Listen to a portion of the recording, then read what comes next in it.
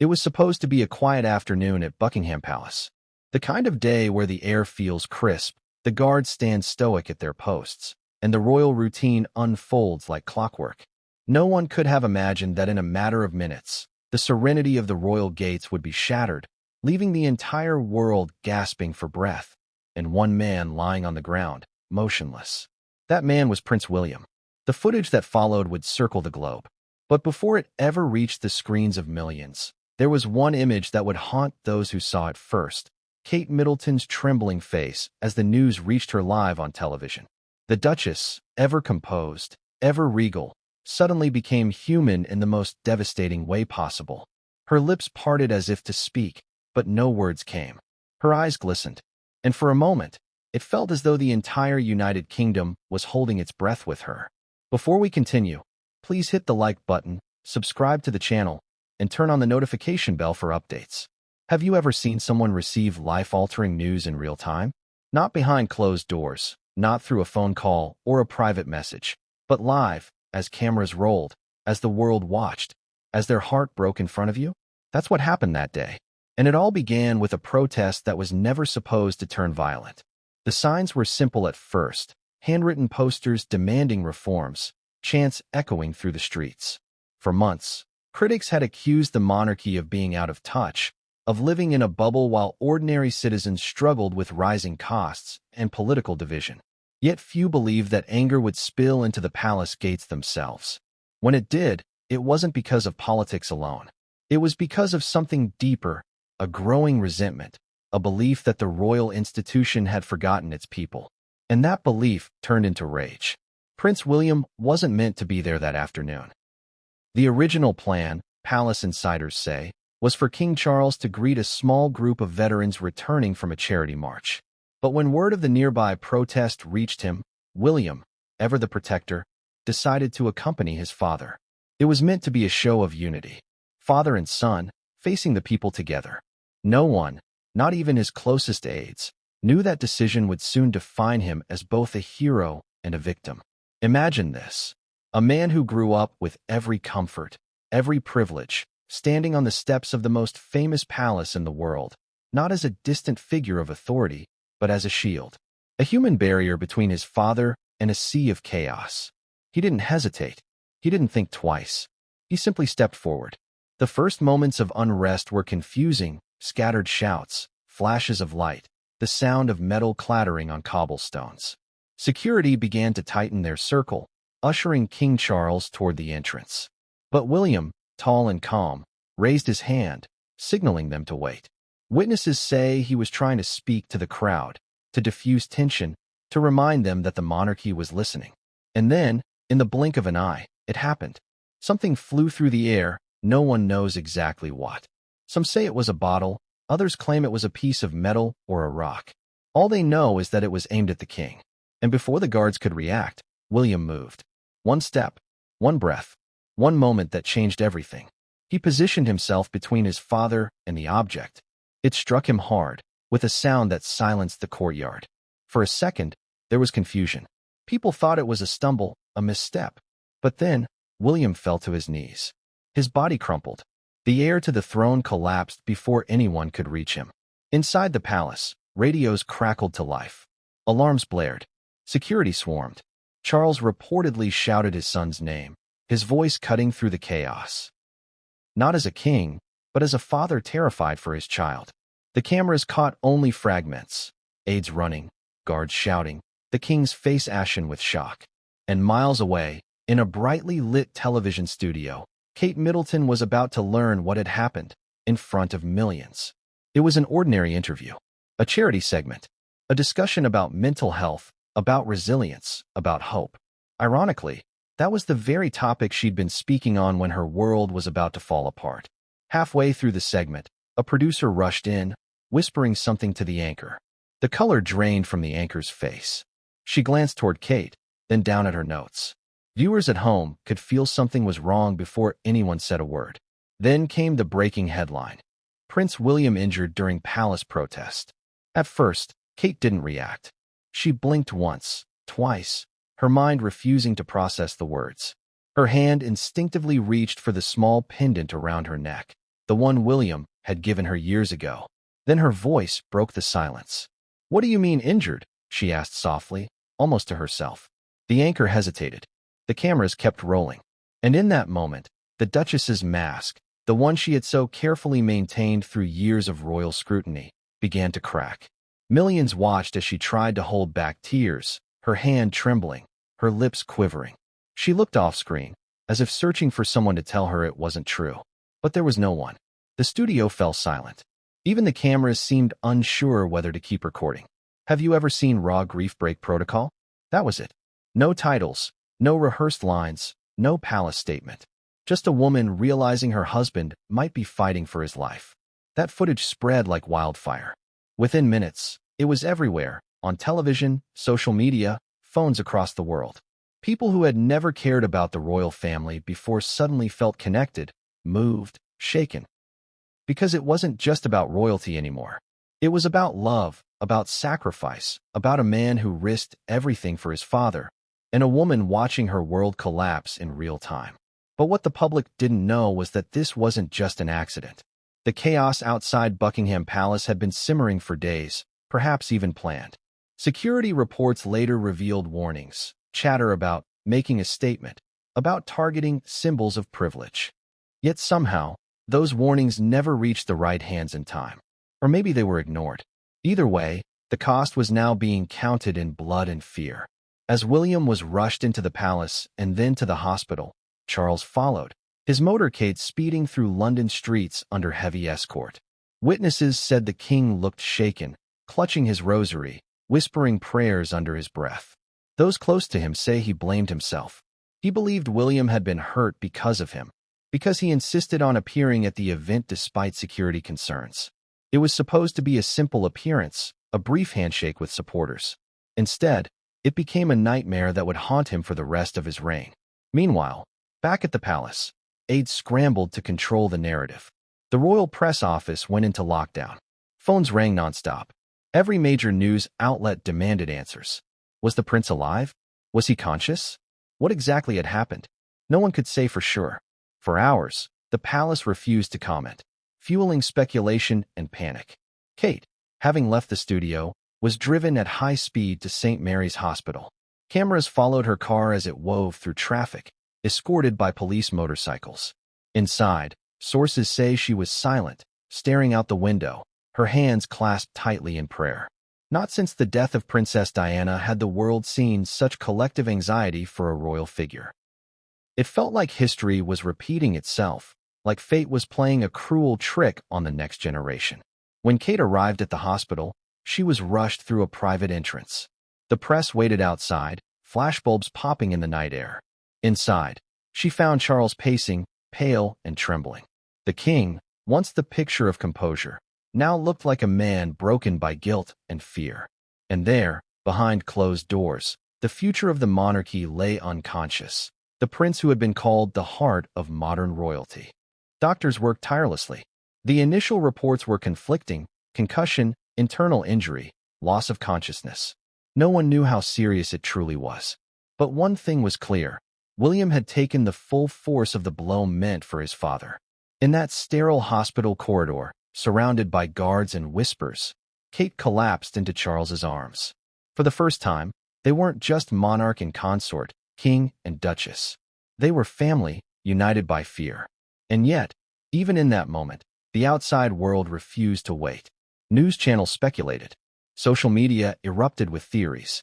Some claimed the attack was politically motivated. Others said it was a distraction from deeper palace issues. Everyone had an opinion, but no one had the truth. The royal family, ever protective of its image, faced an impossible choice: stay silent and appear cold, or speak too soon and risk chaos. Every decision carried weight, every second mattered. Inside the hospital, Kate sat beside her husband's bed, her hand resting on his. Machines beeped softly in rhythm with his heart.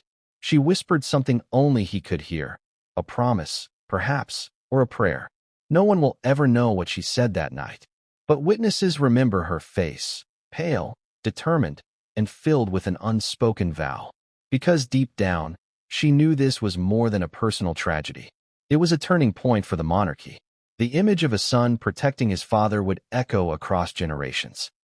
It would remind the world that beneath the crowns, the palaces, the titles, they were still human, vulnerable, fragile, capable of both courage and heartbreak. But as dawn approached, another truth began to surface, one that would change everything.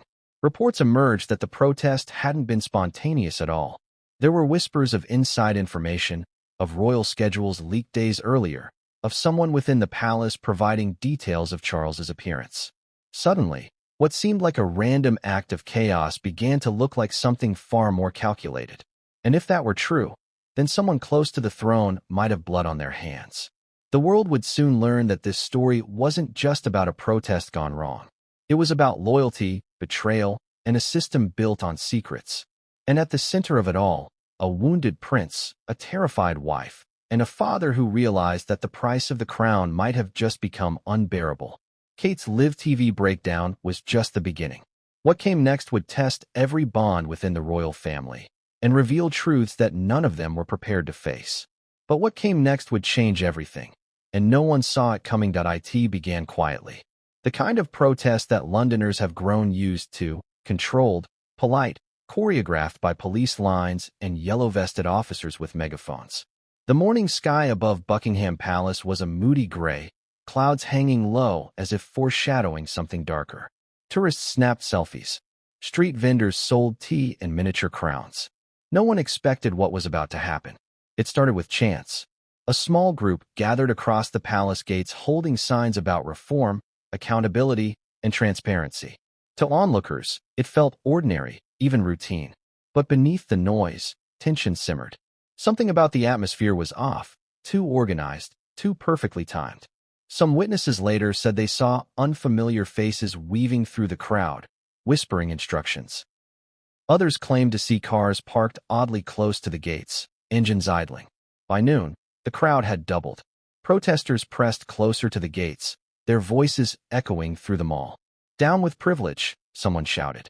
Another voice, young, angry, yelled, "We want truth." And then, as if drawn by instinct, the cameras turned. Inside the palace, aides informed King Charles of the gathering. "It's contained, Your Majesty," they said. No immediate threat. But Charles, known for his stubborn sense of duty, frowned. "There are people," he murmured. "We can't ignore them." Unbeknownst to most, Prince William was already preparing to join his father. He had been reviewing charity documents when he overheard the reports. Something in his chest tightened. He knew how his father felt about confrontation, about empathy, about listening to grievances, but he also knew how volatile crowds could become when emotion mixed with frustration. He didn't hesitate. He adjusted his tie, nodded to his security detail, and said quietly, "If my father's going out there, I'm going with him." A few minutes later, their motorcade rolled toward the inner court. Cameras captured their arrival, the king in a tailored gray suit, William beside him in a dark navy coat, both smiling as they stepped out to greet a small group of veterans waiting near the gates. It was supposed to be a short appearance. Just a wave, a few handshakes, a show of solidarity. But history rarely warns you before it changes. At 12:43 p.m., the first bottle hit the pavement near the outer fence. It shattered loudly, scattering glass and gasps. Security tensed. The king's detail subtly shifted formation, creating a protective half-circle around him. But William noticed something the others didn't. A group of masked individuals pushing their way to the front of the crowd, shouting louder, angrier. The chants were no longer about reform. They were about revenge. And that's when the atmosphere broke. A metallic clang echoed as something struck the gate. The sound was sharp, piercing, and it set off a ripple of panic. People stumbled backward. Others screamed. And amid that chaos, a single voice shouted from somewhere near the back. "There he is, the king." In that split second, everything blurred. A small object, maybe a canister, maybe a pipe, arced through the air toward the royal entrance. The guards moved, but not fast enough. William reacted before anyone else. Witnesses say he lunged forward, his hand on his father's shoulder, pushing him down as the object flew toward them. Then came a dull thud, a sound that seemed to freeze time. For a moment, the entire courtyard fell silent. King Charles turned, disoriented, his voice trembling. "William," he called. His son was on the ground, motionless. Guards swarmed around them, radios crackling with frantic commands. Alpha down. Repeat, Alpha down. From that moment, Buckingham Palace was no longer a symbol of safety. It became a crime scene. The protest outside transformed into pandemonium. People screamed, trampled, scattered. Some ran, others filmed. Sirens wailed as Metropolitan Police stormed the area, arresting anyone still shouting near the gates. Within minutes, dozens were on the ground, handcuffed, faces pressed against the pavement. But the damage was done. Inside the palace, King Charles's composure shattered. The image of calm royalty gave way to raw panic. He knelt beside his son, his hands shaking, whispering William's name over and over. "Stay with me. Please, stay with me." A security medic rushed in, assessing the injury. "He's breathing, shallow pulse." The words brought temporary relief, but Charles could barely hear them. His world had narrowed to the sight of his heir, his boy, lying pale against the cold marble floor. Meanwhile, word spread like wildfire. Within minutes, reporters outside Buckingham Palace began broadcasting live. "We're receiving unconfirmed reports that Prince William has been injured," one anchor announced. The footage showed flashing lights, ambulances, and an unmarked Vince speeding through the gates. By the time the first official statement was released, a minor incident occurred outside Buckingham Palace. The Prince of Wales sustained non-life-threatening injuries. The narrative had already spiraled out of control. Social media lit up with conspiracy theories, exaggerated eyewitness accounts, and wild speculation. Some said an explosive had been thrown. Others insisted it was a sniper attack. The truth was simpler and far more human. It was the story of a son protecting his father. Hours later, police reports would confirm it. William had taken the impact squarely to his upper torso. A deep contusion. Possible internal trauma. Doctors called it fortunate that he reacted so quickly. Another inch higher, and the injury could have been fatal. But luck couldn't erase the image of that moment. The heir to the throne collapsing at his father's feet while the world watched from behind metal barriers. And in the aftermath, the questions began. Who organized the protest? How did they get so close? Why did security protocols fail so catastrophically? Rumors whispered of insider information, of royal schedules leaked from within. Some blamed complacency, others suspected betrayal. The king, for his part, refused to leave the hospital once William was transported there. For hours, he sat in the waiting area, refusing food, refusing comfort. "He shouldn't have been there," Charles muttered to one aide. "It was my duty, not his." Outside, crowds gathered. Flowers piled at the palace gates. Strangers held candles, praying quietly for the prince's recovery. Even critics of the monarchy found themselves shaken, because for all their opinions, no one wanted to see a father watch his son fall. Meanwhile, footage from the protest leaked online, shaky, grainy, but powerful. It showed the moment before impact. William stepping forward, raising his hand, his body shielding his father. The object flies. The frame jolts. Gasps fill the background. Then screams. That clip spread faster than wildfire. Within hours, hashtags like #PrinceWilliamHero and #PrayForKate trended worldwide. The narrative shifted from anger to awe, from protest to unity. People who had once questioned the monarchy now called him brave, selfless, even saintly. But inside the palace walls, there was no celebration, only silence and fear. The monarchy, once untouchable, had been breached. And worse, they didn't know how or by whom. That night, as rain fell over London, King Charles stood by his son's hospital bed. Machines beeped steadily. William's breathing was shallow but stable. The king reached for his son's hand, whispering words no one else could hear. Perhaps it was gratitude. Perhaps it was regret. Outside, the cameras rolled endlessly. Reporters speculated about William's condition, Kate's reaction, and what this meant for the royal family's future. Sources close to the palace say the prince was conscious briefly before medics arrived, one broadcaster said. He reportedly asked about his father's safety before losing consciousness again. That single detail, that his first words were about protecting his father, struck a chord with millions. It painted him not as a prince, but as a son, a man willing to sacrifice everything for family. As dawn approached, police confirmed they had detained 14 protesters. Among them were individuals linked to a radical group advocating the abolition of the monarchy. But one name in particular caught investigators' attention: a palace contractor with temporary access clearance. A name that shouldn't have been on any protest list at all.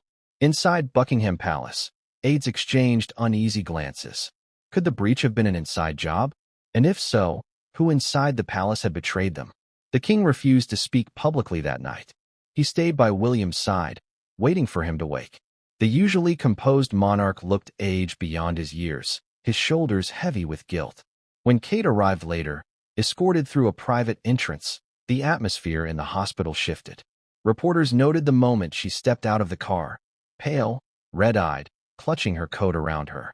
For years, the Duchess had been the picture of grace under pressure. But tonight, she looked like a woman holding herself together by sheer willpower. Inside the ward, she approached William's bedside and froze. Her hand trembled as she reached out to touch his face. "It's me," she whispered. "I'm here." She stayed like that for hours, barely speaking, barely moving. Nurses described it as haunting. Two figures, silent and still, separated by machines and pain. Yet beneath that silence, something else was brewing, a determination. Those close to Kate say that from that night onward, she changed. Her composure hardened into resolve. She wanted answers, and she would get them. Because even as William lay unconscious, the story was shifting. It was no longer just about a protest or an injury.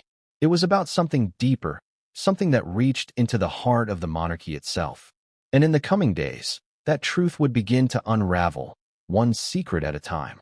But what investigators found next would send shockwaves through the royal household. They say instinct defines a man far more than circumstance. It's what he does in the 1 second before thought, before reason, before fear. And for Prince William, that second told the world everything it needed to know about the man he truly is. Hours before the protest erupted into chaos, William had woken early. The morning light cut across the curtains of his Kensington Palace residence, spilling over papers, family photos, and a small framed drawing from one of his children, a stick-figure family holding hands beneath a crown. It was Father's Day artwork that had never left his desk. That morning, he looked at it longer than usual. Maybe it was intuition. Maybe it was nothing. But he felt something heavy in his chest. A tension he couldn't name. He was scheduled for back-to-back meetings, an environmental briefing, then a quiet lunch with his father before the veterans event. Nothing unusual. Yet palace staff noticed he seemed distracted, checking his phone repeatedly. One aide later revealed he had been reading a short message from Kate. "Be careful today. Crowds feel different lately." It wasn't paranoia. Over the past few months, both William and Kate had noticed a change in the public mood. The warmth they'd once relied on had cooled. Social media criticism had grown harsher. Even outside public engagements, protests had become louder, angrier, more personal. William brushed it off. He'd grown up under scrutiny. But Kate's warning lingered. That morning, during tea with his father, the king mentioned the protest. He'd been briefed that demonstrators had gathered near the mall, though they were mostly peaceful. Charles frowned at the phrasing. "Mostly," he repeated. Such a dangerous word. William watched his father sip his tea. "You're still planning to meet the veterans?" he asked. "Of course," Charles replied. "It's our duty. If we hide every time there's noise, what message do we send?" William said nothing at first. He looked out the window toward the palace gardens. Birds darted across the cold air, oblivious to the tension brewing beyond the gates. He knew his father's stubbornness well. It was the same trait William had inherited, the unshakable belief that leadership meant presence, even in danger. "I'll come with you," he finally said. Charles looked up. "That's not necessary." "I want to," William insisted. "It's better optics anyway, father and son together. A sign of unity." Charles smiled faintly. "Always thinking like a statesman." William shrugged. "No, like a son." The king's expression softened, but neither realized the weight those words would soon carry. By noon, the streets outside the palace were packed. Police presence had doubled, yet the chants grew louder. Inside the courtyard, William adjusted his cufflinks, glancing toward the distant crowd. His security detail waited for his cue, but he seemed strangely calm. Too calm, perhaps. One officer later described it as the look of a man who had already decided something. When Charles stepped out to greet the veterans, William stayed close. not as a formality, but as a shield. Subtle gestures betrayed his mindset. His body angled slightly toward his father, his eyes scanning the horizon between handshakes. It wasn't paranoia. It was instinct. A reporter later described the moment before the attack as almost cinematic, the calm before the crash. William's expression was steady, serene even, as though he'd already made peace with the possibility that danger could strike. It wasn't heroism born of adrenaline. It was muscle memory, because long before he was a prince, he was a soldier. Few remember that William served in the Royal Air Force Search and Rescue, piloting helicopters in dangerous missions across the Welsh coast. He'd seen emergencies unfold in seconds. He'd learned to stay calm when lives hung in the balance. His training wasn't about fighting. It was about protecting, reacting, surviving. And that day outside the palace, those instincts resurfaced with terrifying precision. When the object flew, he didn't hesitate. He didn't think about cameras, protocol, or consequence. His body simply moved, one hand on his father's arm, the other pushing him back. In that split second, every muscle, every nerve acted on one impulse: protect. Witnesses recall the moment vividly. He just stepped forward, said a bystander later interviewed by Sky News. It was like watching someone jump into danger without thinking, like a reflex. And then he was down. Security rushed in, but even as they carried him away, something strange happened. Charles reached for his son's hand, something no one had seen him do publicly in decades. "Stay with me, William," he whispered, though few could hear over the noise. For a brief, shattering second, there was no monarchy, no protocol, no audience. Only a father and his son caught between duty and tragedy. Inside the palace, aides scrambled. Medical teams were called. The king ushered inside. One of William's closest security officers, a veteran named James Reddick, later told investigators, he didn't flinch. Not once. "I've seen men freeze in combat, but not him." He moved like someone who'd already accepted the cost. Why does that matter? Because it reveals something rare in the royal narrative: raw, unfiltered humanity. William's instinct wasn't royal. It wasn't ceremonial. It was primal. It was love. And that's where the story takes an emotional turn most people never saw. In the chaos of those minutes, one of the bystanders, a retired nurse named Margaret Bell, captured footage that never aired publicly. She had been standing near the outer gate, phone in hand, when the object struck. Her video, shaky and muffled, recorded William's voice just after impact. Barely audible beneath the screams, he said, "Get him inside. I'm fine." He wasn't fine. But he was still trying to protect his father. That clip, later authenticated by investigators, never made it to the press. The palace requested it remain private. But insiders confirmed its existence. And for those who heard it, it changed how they saw him forever.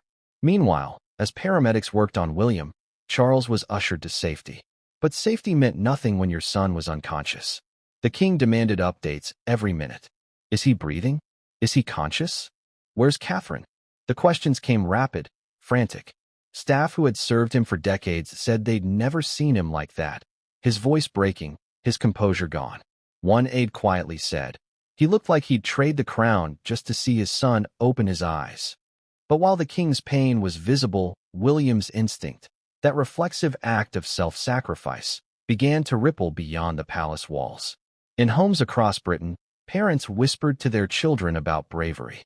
In schools, teachers played news clips and reminded students that even princes bleed, even heroes fall. Social media flooded with tributes, artwork, prayers. The narrative had shifted. The monarchy, once accused of coldness, was now seen through a lens of warmth and vulnerability. And yet, beneath that public outpouring, something darker began to stir. Investigators reviewing security footage noticed anomalies. The object that struck William hadn't come from random chaos. It was thrown from a specific point, at a calculated angle, through a narrow opening in the gate.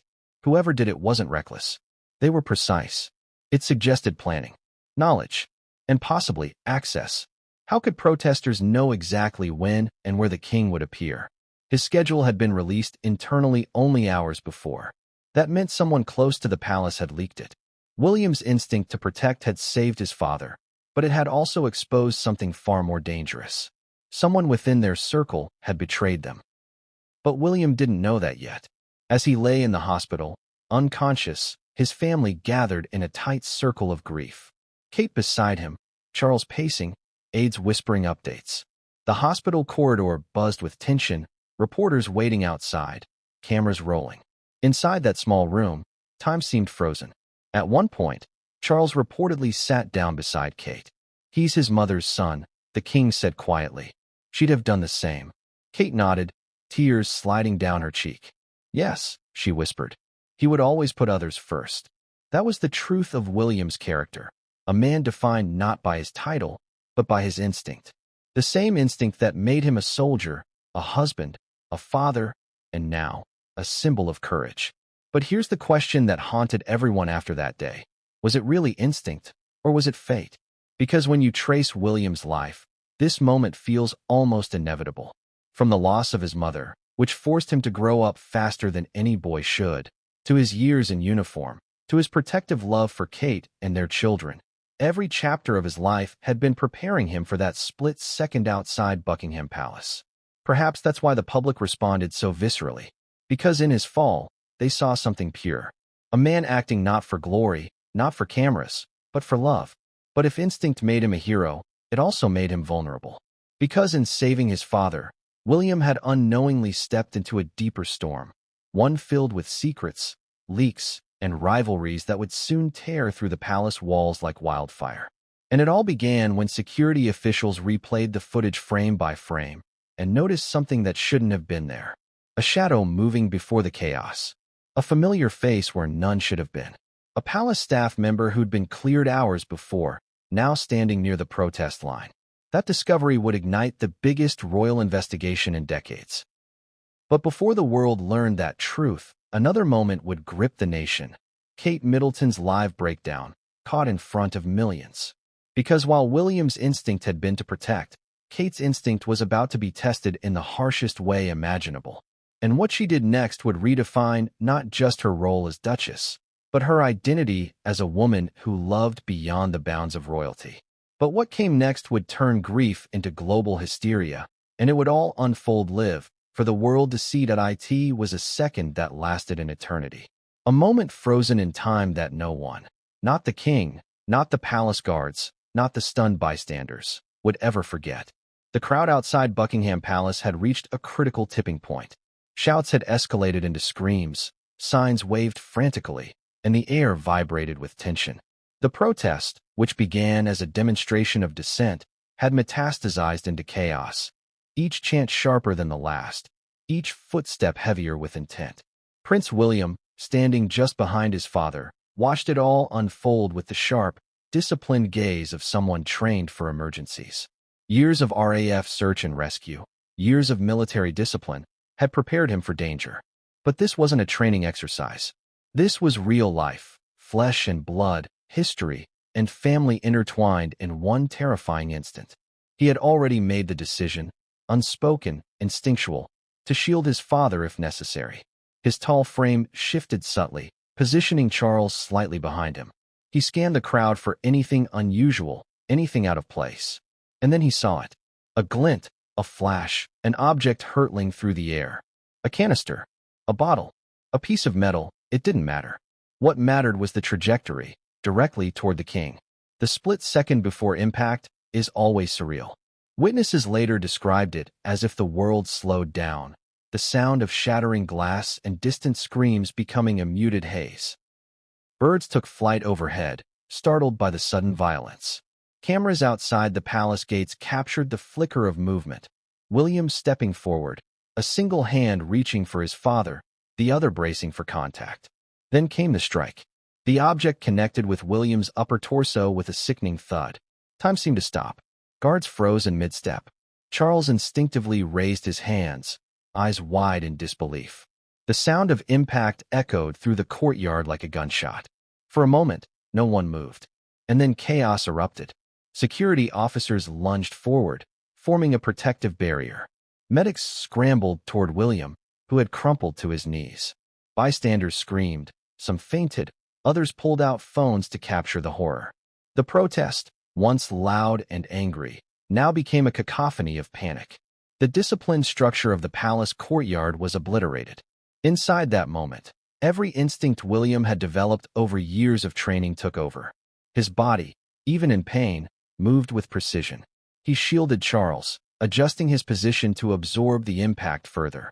Every step, every shift, every breath was calculated to protect his father. "Are you okay?" a guard yelled, but William didn't answer. He barely registered the question. All that mattered was that his father remained upright, protected from harm. And then William fell. It wasn't a graceful fall.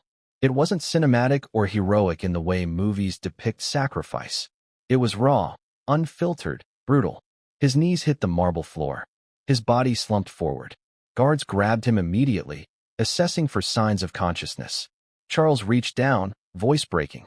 "William, stay with me, please." His hands shook as he grasped his son's shoulders.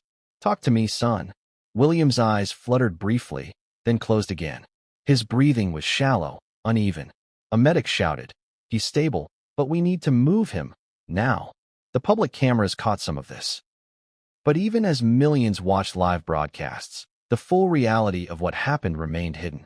What they didn't see was the small, almost imperceptible detail that defined this moment. William had moved instinctively, without thinking, knowing that even the smallest hesitation could cost his father his life. The impact had left him bruised, winded, and vulnerable. Yet his courage became the focal point of that day, the story that would dominate headlines and social media for weeks. News outlets rushed to report, Prince William shields King Charles from violent protester, while television anchors struggled to maintain composure. One journalist whispered into the microphone, voice quivering, "I've never seen anything like this, a prince, a son, risking everything for his father." But the incident wasn't over. William's collapse triggered a cascade of problems. Security immediately reassessed the perimeter. Police began arresting demonstrators closest to the gates. Helicopters circled overhead. The palace communications team went into overdrive, issuing statements that were vague but reassuring, trying to maintain order while chaos reigned outside. Inside the palace, Charles could hardly breathe. The stoic composure that had carried him through decades of public scrutiny cracked completely. He knelt beside his son, pressing a hand against William's back, whispering words no one could hear. "Stay with me.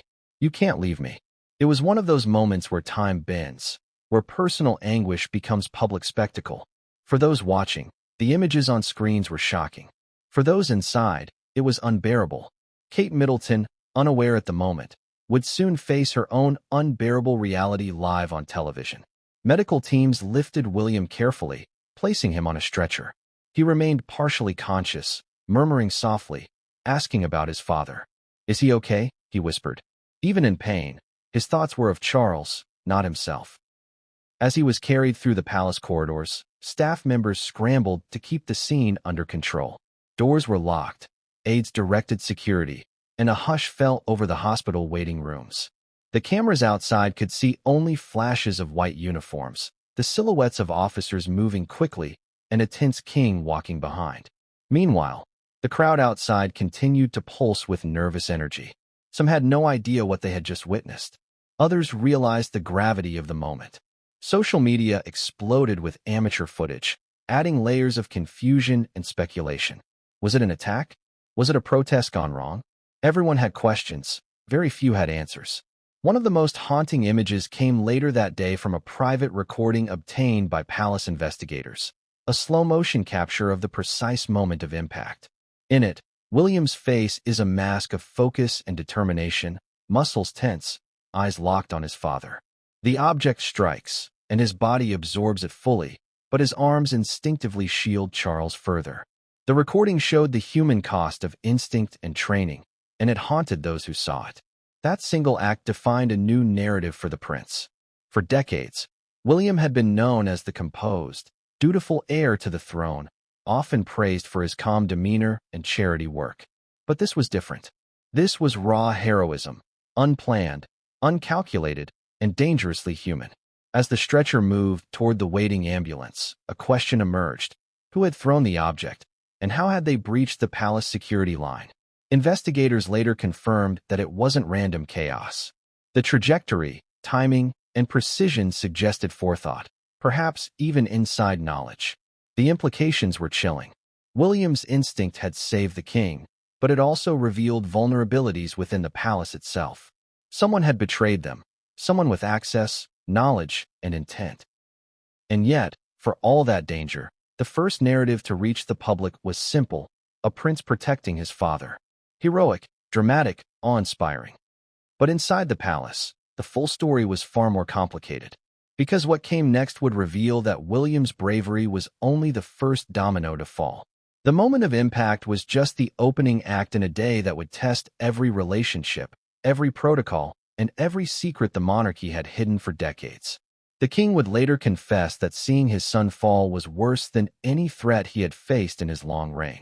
For Charles, it wasn't just a public embarrassment. It was the terror of realizing that one impulsive, instinctive act had changed everything.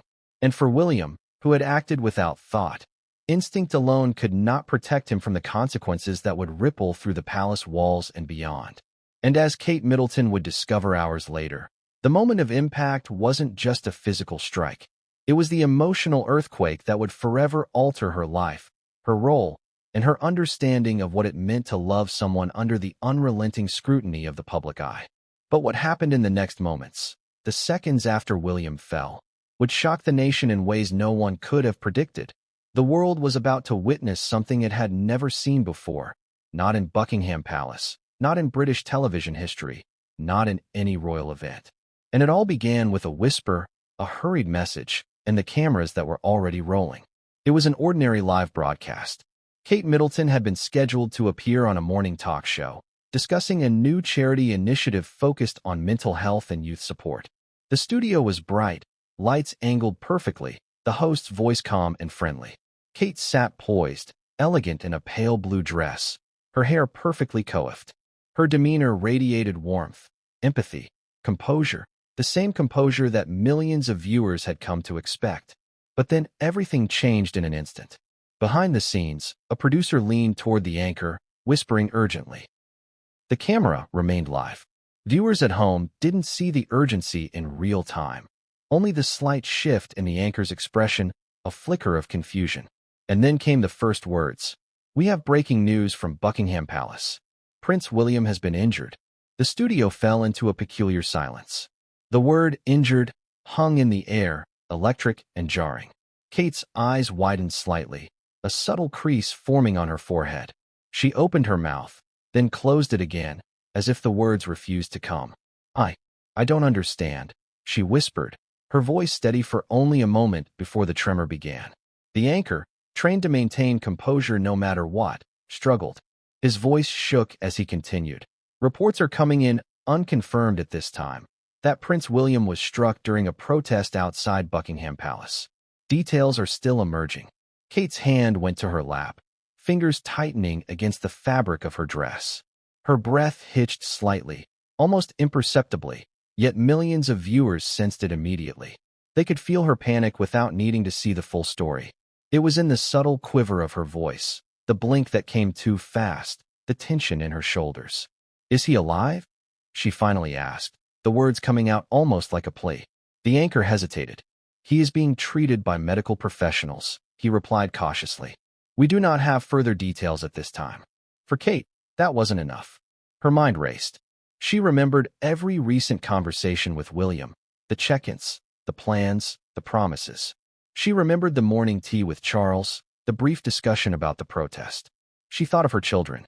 And suddenly, the calm, polished duchess that the public knew vanished, replaced by a woman confronting the most terrifying possibility of her life, that her husband, her partner, the father of her children, might be in critical danger. And the world watched. Social media exploded within seconds. Clips from the live broadcast were clipped, shared, and reposted. Viewers typed frantic messages. #Pray for William, #Kate in tears, #Palace chaos. The hashtags became trending topics in minutes, spanning not just the UK but the globe. News channels scrambled to pick up footage from various angles, replaying the moment Kate's composure faltered. Commentators debated endlessly. Had she known before going on air? How much did she know about the situation? Was William stable? Back in the studio, producers were in crisis mode. They tried to cut to a commercial break, But Kate refused to leave the frame. She remained seated, a portrait of shock and determination, as the anchor attempted to navigate the narrative. Every question from him felt heavy, loaded, impossible. "Do you know the details of the incident?" he asked. She shook her head. "No. I'm waiting to hear," she said softly. Her voice was steady, but the tremor betrayed the storm inside. Meanwhile, behind the cameras, staffers whispered urgently. The live feed was already being recorded, duplicated, and transmitted across multiple networks. Some advised removing her from air. Others argued that her visible concern was authentic, human, and compelling. In the world of television, authenticity was a rare commodity, and Kate Middleton was giving it in real time. The anchor tried to redirect the conversation. "We'll keep monitoring the situation at Buckingham Palace." But Kate's focus had shifted entirely to her husband, to the palace, to every possible scenario that might have led to his injury. Her hands clenched involuntarily. Her eyes darted to the monitor, showing breaking news updates. The room was silent except for the quiet hum of equipment and the subtle shuffle of crew moving about. For viewers at home, it was like watching a slow-motion emotional collapse. Unlike staged interviews or scripted statements, this was raw, human, vulnerable. People who had previously been indifferent to the monarchy suddenly felt a personal connection, almost as though they were witnessing the private agony of someone they knew intimately. And that is the power of live television, unfiltered emotion that cannot be paused, edited, or contained. Then came the whispered update from the producer. William was stable, but had been hit during the protest. The words did little to calm Kate. She leaned forward slightly, pressing her palms together. Her eyes glistened with unshed tears, her jaw tight. For the first time in years, the Duchess of Cambridge looked entirely human. No veil of royal composure, no carefully practiced demeanor, just raw maternal, wifely, human panic. The anchor, sensing the weight of the moment, asked, "Kate, is there anything you want to say to the public?" She shook her head, voice barely audible. I just want him safe." Millions watched in silence. Comments flooded social media. "She's so real. This is terrifying. I can't imagine being in her shoes." The footage spread globally, translated into dozens of languages, each viewer absorbing her terror and empathy as though it were their own. But while the public watched, the palace was scrambling behind closed doors. Security teams traced the trajectory of the object that hit William, reviewing CCTV, interviewing witnesses, and analyzing staff logs. The initial reports suggested an organized attack, possibly aided by inside knowledge. Kate would soon be informed of this. The full weight of the danger that had struck her husband and the potential breach of palace security would hit her in a matter of minutes. For now, all she could do was sit in the studio, barely breathing, trapped between professionalism and maternal terror. At one point, she placed a hand to her forehead, a silent gesture of disbelief. A colleague leaned toward her, whispering softly, "Do you want to step off air?" She shook her head. "I need to know," she replied. It wasn't just about being on camera. It was about wanting to witness, to understand, to be there for him in some way, even from a distance. The broadcast continued, replaying footage from outside the palace gates. News outlets showed images of security swarming, protesters running, police blocking access. But the camera never captured what mattered most. William's instinctive move to protect his father, the bravery of a son who stepped into danger without hesitation. The anchor attempted to provide context. It appears Prince William acted to shield King Charles from the object. But even as he spoke, Kate's expression betrayed the depth of her fear. Viewers saw it, shared it, commented on it. Within minutes, the world was captivated not by politics or pageantry, but by human emotion, raw, unfiltered, real. And then came the moment that would define that broadcast forever. Kate's composure faltered completely. She blinked rapidly, lips trembling, and finally, tears streamed down her face. The studio fell silent. Cameras captured every detail, the slight shiver of her shoulders, the desperate glance at the off-screen monitor, the hands gripping her lap as if holding herself together. Millions around the world held their breath. Social media erupted. Clips of her reaction were looped, replayed, analyzed, discussed. News anchors struggled to maintain neutrality, occasionally glancing toward Kate, unsure whether to continue or cut. Her vulnerability became the story. Not William's injury, not the protest, not the police response. Kate Middleton, in her raw human response, was the focal point. And it set a new standard for public empathy toward the monarchy, as the Duchess became a symbol not of royal detachment, but of universal fear, love, and humanity. Yet, behind the studio, in the seconds following her breakdown, palace aides were urgently trying to reach her. Every phone call, every message, every whisper in the earpiece was an attempt to coordinate her safe arrival at the hospital. They needed her at William's side. They needed her presence to anchor him, to provide calm in a storm he could not yet perceive. The producers debated cutting the segment, but Kate refused to leave the frame. She needed to know, she needed the world to know, that her husband had acted selflessly, that he had risked everything to protect his father. And that alone defined her moment on air, a tearful testament to love under fire. But while the audience saw her vulnerability, no one yet knew the full scope of the threat. The protest wasn't random. Someone had orchestrated it with precision, using knowledge of the palace schedule. Inside Buckingham Palace, investigators were already piecing together the puzzle.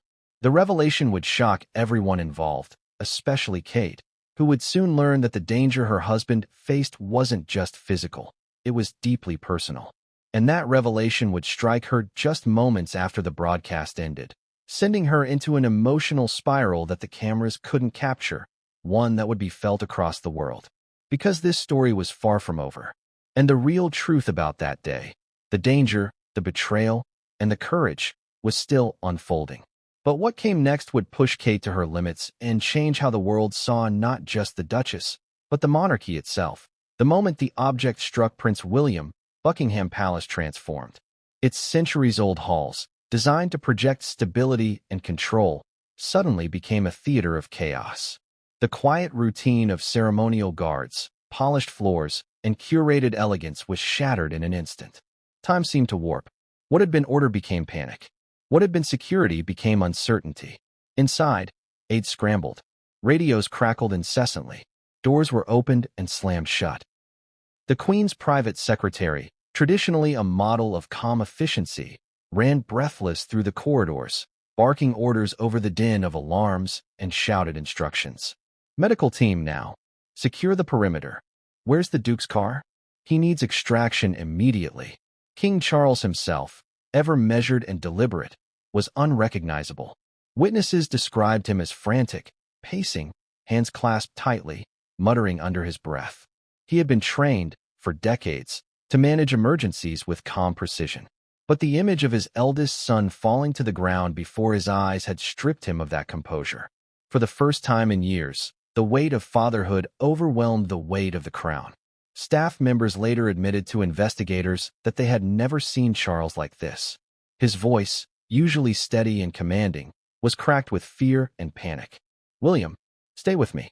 Please," he shouted repeatedly as he followed the medics through hallways now lined with security personnel and aides, their eyes wide, their movements hurried. The palace's internal security team, already under immense pressure, faced a terrifying problem. The gates had been breached, not in a routine security breach, but through a carefully orchestrated action. CCTV feeds from the outer perimeter revealed gaps in coverage. Guards were caught off guard by the sheer audacity of the attack. Investigators would later note that the thrower had timed their approach precisely with the royal motorcade's arrival. Someone knew. Someone had intimate knowledge of the king's schedule. In one hallway, a medic carefully assessed William's condition. His breathing was shallow, but his pulse remained steady. A nurse whispered instructions to an aide, who relayed them back to the king. "He's stable for now. Move him to the waiting ambulance immediately." But even this small relief did not calm Charles. Meanwhile, the inner workings of the palace had become a whirlpool of activity. Emergency lighting flickered as electricians tried to stabilize systems overloaded with alarms. Phones rang incessantly. Each ring carried potential bad news. Staffers debated whether to initiate a full lockdown. Royal aides pushed against one another, each trying to maintain control in an environment that was rapidly spiraling beyond control. And yet, amid all this, there was William, conscious, yet dazed. He asked the first thing any son would ask. Is father safe? It was a simple question, but one that shook Charles to the core. Yes, he's okay, the king managed to reply, though his voice betrayed him. Staffers immediately guided William onto a stretcher, careful not to aggravate his injuries.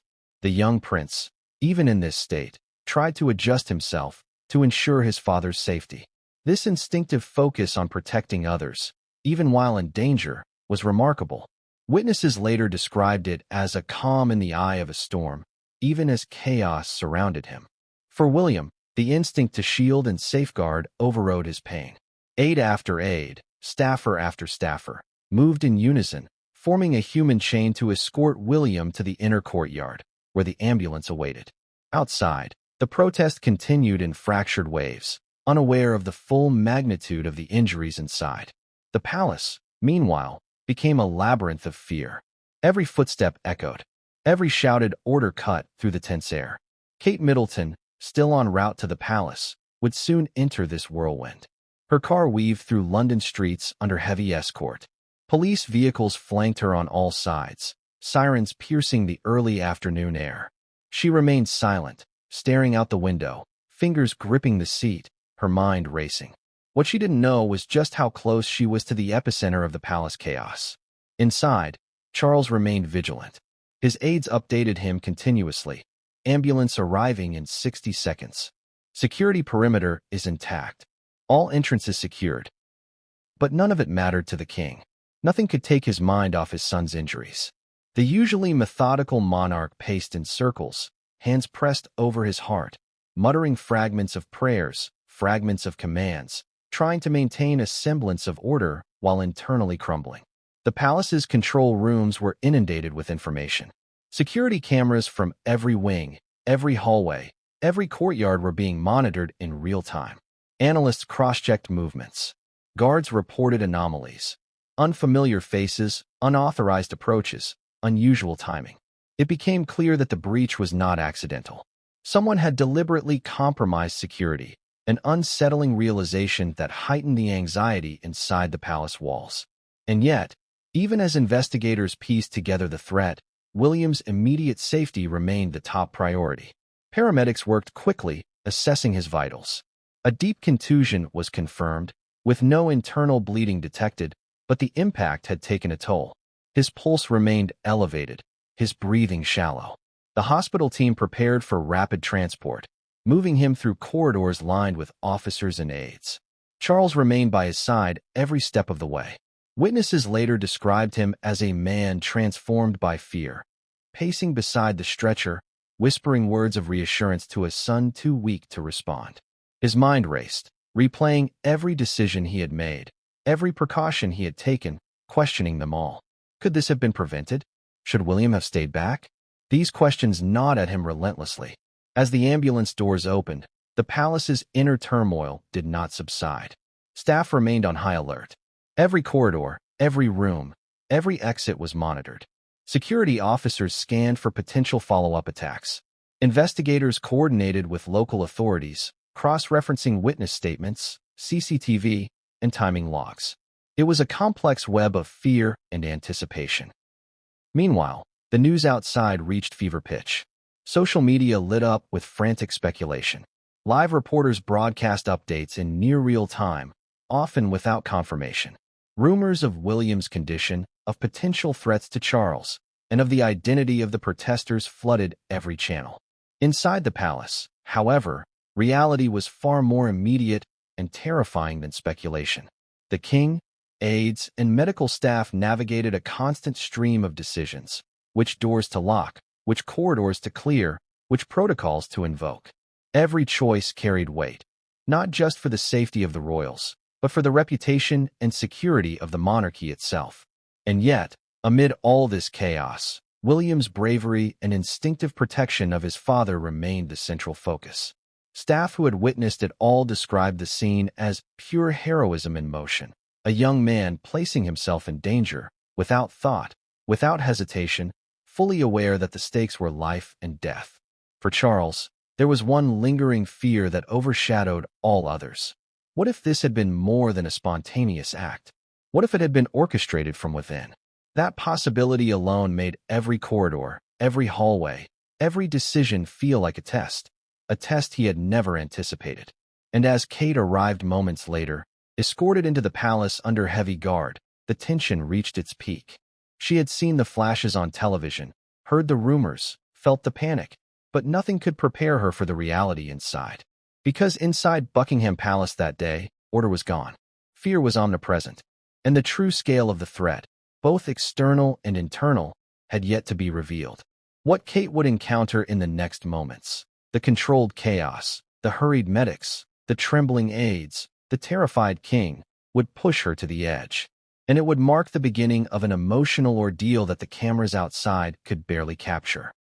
But what came next would show the world not just the fragility of the palace, but the astonishing courage of the woman who would stand by her husband no matter the storm.